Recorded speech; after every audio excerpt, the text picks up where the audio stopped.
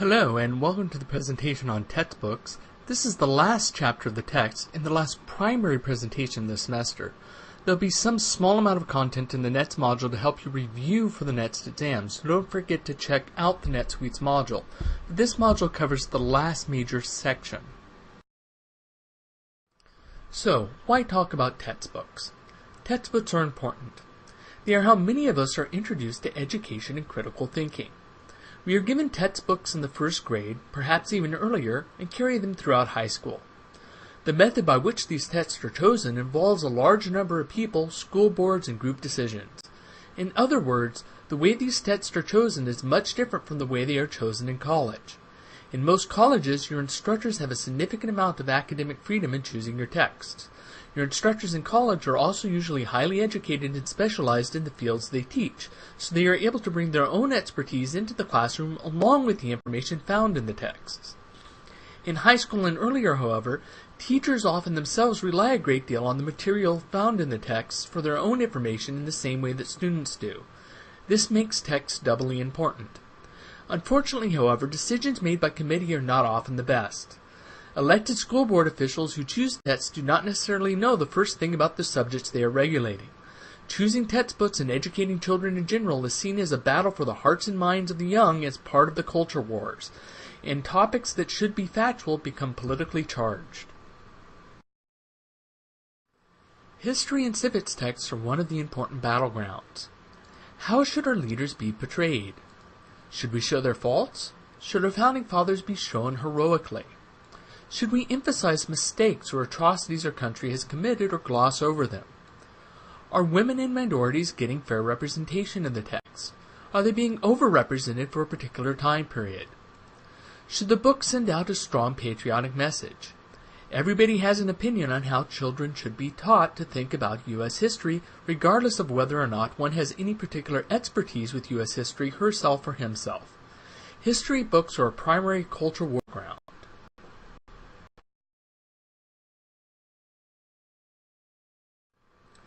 There's an old phrase that too many cooks spoil the stew.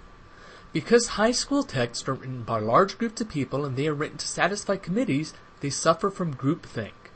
They tend to cover too much in order to satisfy everybody, which means that they do not go into enough detail to capture anything really human about the stories to interest students. Lots of times minor details are emphasized in the same way as important details are. Students are buried under a blizzard of facts that often seem unrelated.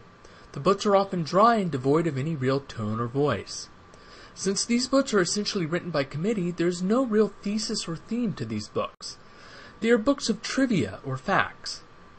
A theme or thesis would likely be too controversial for the book to be adopted into a public school. If the book isn't adopted, the publisher makes no money. Remember, these books are not written to please their audience, the students. They are written to please the school boards who choose the text that the students will use.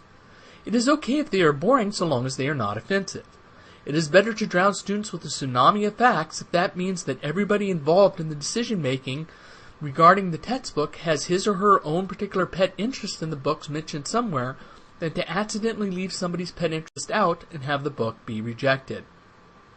The result is a history text that is a boring, random assemblage of facts for the students.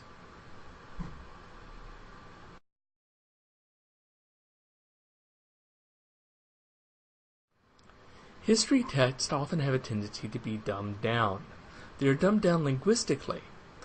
This unfortunately often forces authors to oversimplify history. Our text points out that critical thinking questions in history texts often do not test critical thinking at all. The authors give an example of a photo that shows extreme poverty, and then a question that asks students to state what evidence the photo gives of the depth of poverty. But consider how a question that tests real critical thinking might upset members of a school board. What if students were asked to analyze the role that race might have played in a recent election? Or if they were asked to analyze possible human shortcomings of a founding father?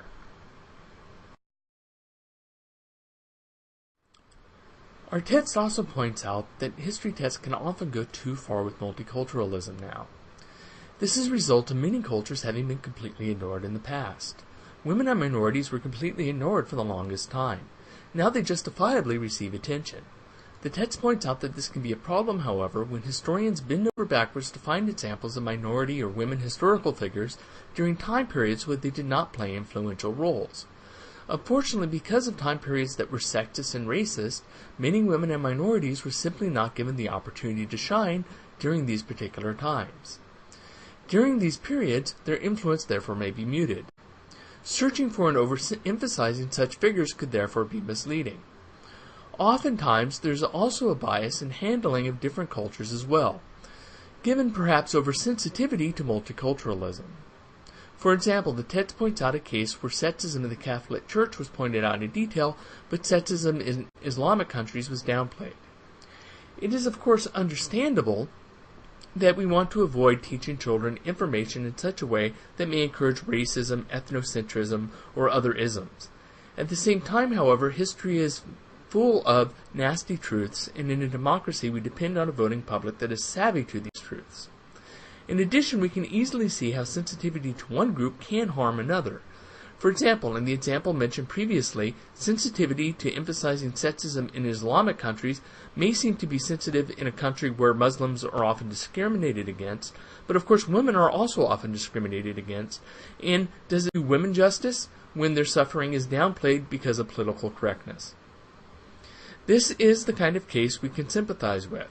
We can see that people often really have their hearts in the right place when they want to insist on emphasizing material in a particular way. But catering too much to this kind of sensitivity can turn facts away from reality. It isn't simple. History is huge. People have to select which facts to present. As we've seen when talking about the news, simply choosing which facts one presents can not only tell a story, but spin it all by itself. Competing interests often legitimately feel that stories that show their favored group in a negative light therefore involve searching through history and picking negative stories.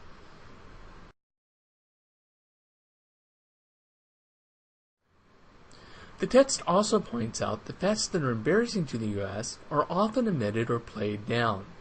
Remember that in high schools around the country, children are still led in the Pledge of Allegiance. These are very patriotic places. It isn't a surprise then that historical events that are not favorable to the U.S. are played down. The text mentions that the Firestone bombings in World War II, which killed more people than either atomic bomb, are usually not mentioned. Nor is the fact that the U.S. and Britain had an Air Force policy to deliberately bomb German civilians, mostly women and children, in order to demoralize the enemy. We often mention that Germans engage in this behavior, but seldom that we encourage this. Such actions are generally considered war crimes. The U.S. is typically portrayed as a country of heroic motives, a country of peacekeepers. Our financial interests and the interest of multinational corporations are often excluded from the image children are given in school. Unfortunately, the people choosing history texts for states and districts are not composed of historians, nor are the boards that choose science texts for high schools composed of scientists. This means that non-experts are making judgment calls on the most important elements in history or the most important theories in science. Thank goodness when you go to the hospital, your diagnosis isn't left up to a similar majority non-expert vote concerning what non-medical practitioners think is wrong with you and what medicine or surgical procedures they suggest. Happily also, this isn't the way that texts are chosen in college. But in high school and below, bureaucracy is the watchword for text selection.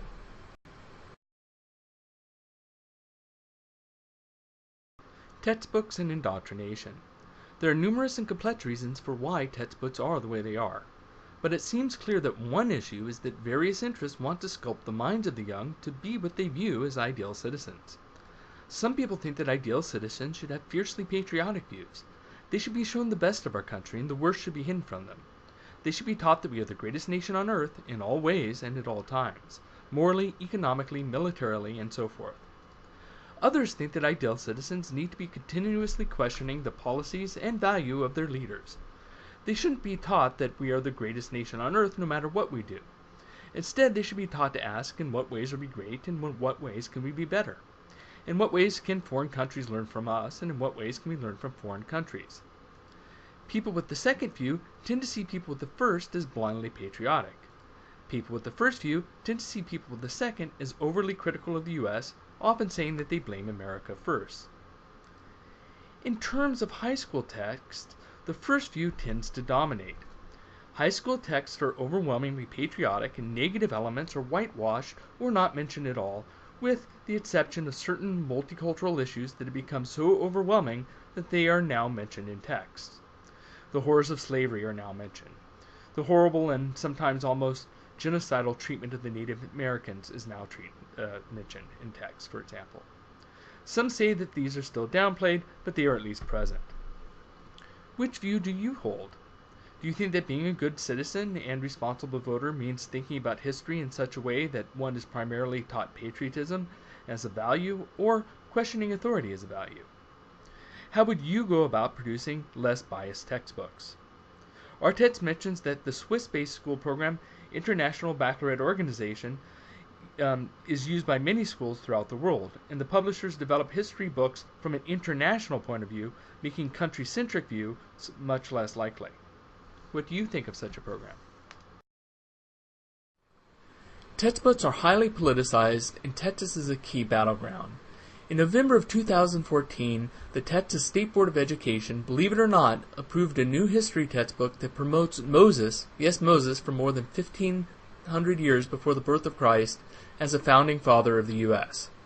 More than a dozen professors, experts in histories, volunteered to help review history textbooks for the board. All of them were turned down. It was clear that the board was not interested in expertise. They were interested in politics. The role of Thomas Jefferson was also cut. Conservatives do not like Jefferson because he coined the term separation of church and state, and he was replaced by Christian thinkers such as St. Thomas Aquinas. As a philosopher, I have nothing against St. Thomas Aquinas. He produced a lot of great philosophical writings, but his role in history was not the same as Jefferson's. Jefferson was one of the primary minds behind the Bill of Rights, which is a good portion of the U.S. Constitution. He can hardly simply be ghosted out of history without repercussions.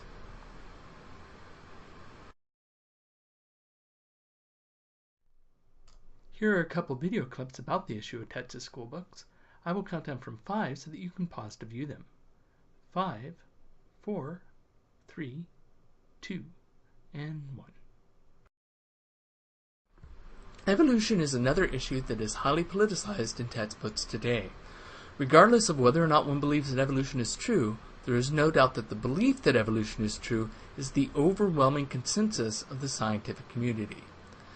If the job of science text is to educate students on what the experts in each field of science currently believe is correct, then evolution, without a doubt, is as firmly supported as any scientific view. Cavender and Kahane in our text cite scientific support for evolution at 85% of the scientific community. This number, while it seems high, is actually drastically underestimates the support for evolution. This is because it includes mathematicians, non-researchers, and generally anybody in the American Association for Advancement of Science. Indeed, membership in the AAAS does not require any advanced degree in the field. The poll was taken from general members of this particular organization. Here's what a much better poll designed to test actual researchers in the relevant fields had to say.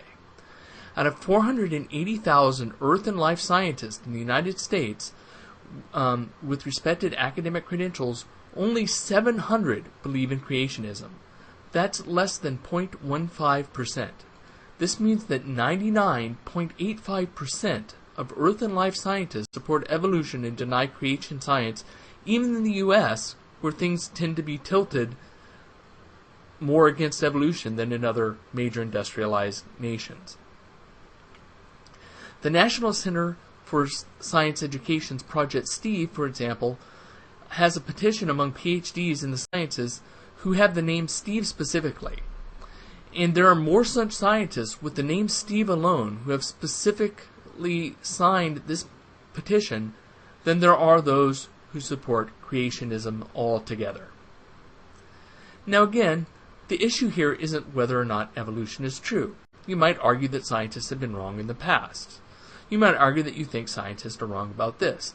The issue we are concerned about here is about textbooks, not whether or not evolution is true. The issue is whether or not textbooks are accurately reflecting scientific opinion, or whether they are being politicized on cultural, social, and religious grounds. If one believes that textbooks should reflect what experts in each field believe is the best science of the day, then there is no doubt that evolution is one of the most highly supported and respected scientific theories of all time. It is in fact the central thread of biology, without which most experts would assert biology is just a random association of facts.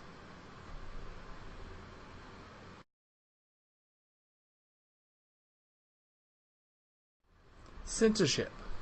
There are many kinds of censorship of textbooks. Sometimes government agencies will come down and try to force content onto public schools. More often, textbook publishers self-censor. They want their textbooks to be accepted, especially by the most influential states such as Texas and California. In history, this means being patriotic and non-controversial, and playing to as many interested parties as possible. In science, this means downplaying evolution and global climate change, and any other theory, regardless of how well supported it may be in the scientific community, if it may ruffle cultural or political feathers. Remember, the experts being consulted for these books are not making the final calls. The publishers and editors are. Textbooks can mean big money when adopted by an influential state, and ultimately publishers are not concerned with education. They are concerned with dollars.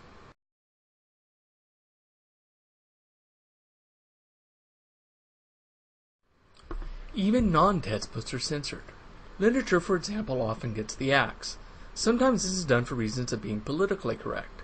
Shakespeare's Merchant of Venice has a character named Shylock that portrays Jewish people in a bad light and so often arouses ire.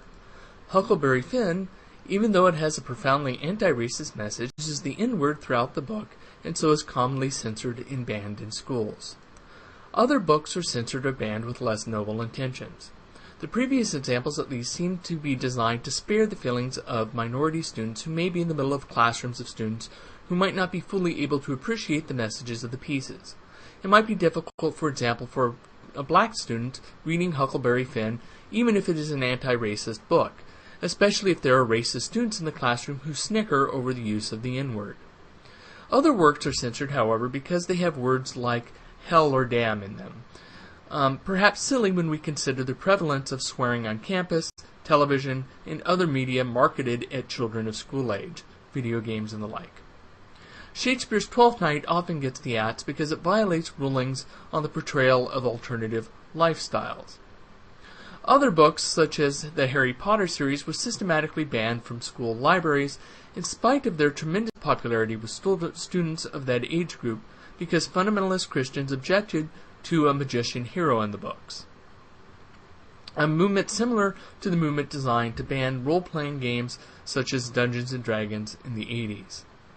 Many other books seem to be banned because of their stirring political messages, such as Brave New World in 1984. Again, it's worth pausing here to ask yourself what you think about all this. What policies do you think we should shape the adoption of books in schools? Should offensive content alone be enough to ban a book from a school library? What about racist language? How should such decisions be made? School libraries tend to be underutilized by students. As a student in high school, I had a keen interest in science fiction. I burned through many of the sci-fi books in the school library, but most of them were from the 50s and 60s. I happened to run across a few classics that I loved and I might not have found otherwise, but still, it isn't surprising that few students look to the library for entertainment.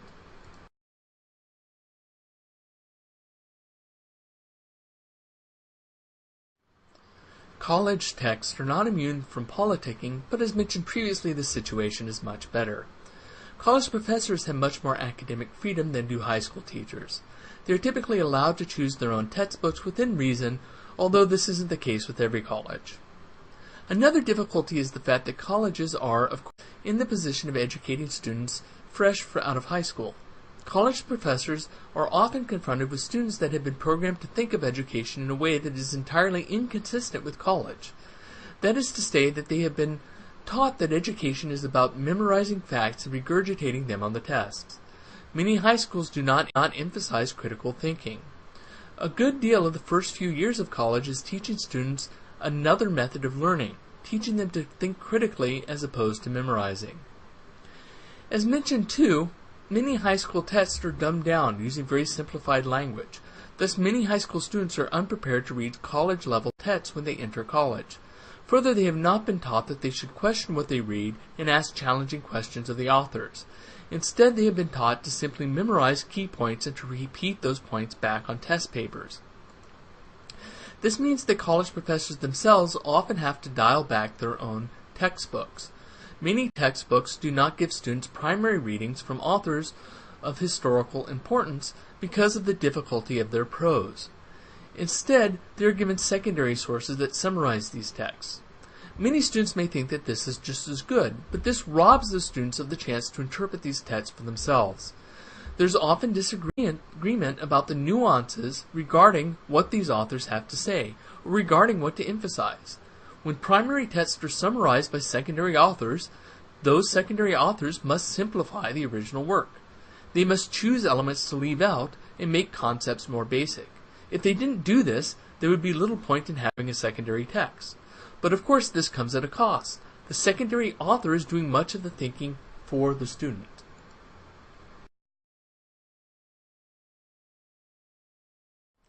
And that ends this presentation. Make sure to go over the chapter in detail and spend some time thinking about these issues. Also, don't forget to check in on the next module. There'll not be a major presentation, but I do plan to put a little something up to help remind you of some key issues for the last test.